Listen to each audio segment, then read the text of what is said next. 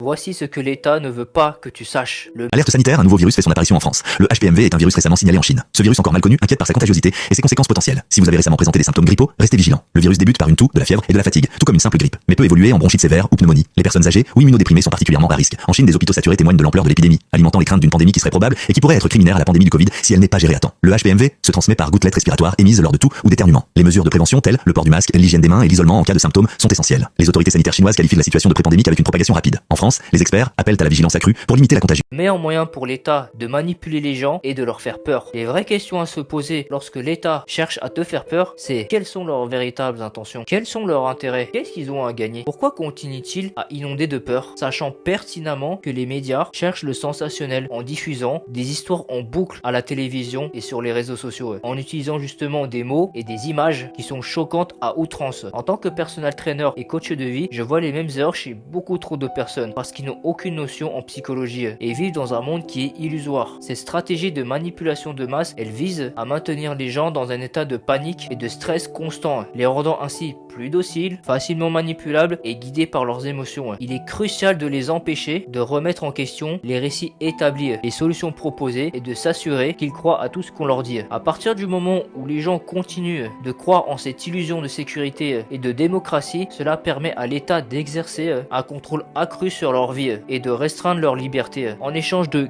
quelques miettes, les gens expriment leur gratitude et s'efforcent de convaincre les autres de suivre le récit de l'État parce que la peur engendre le contrôle et le contrôle mène à la soumission. Si les gens sont prêts à échanger leur liberté contre leur sécurité par peur, alors ils sont prêts à ne mériter ni l'un ni l'autre.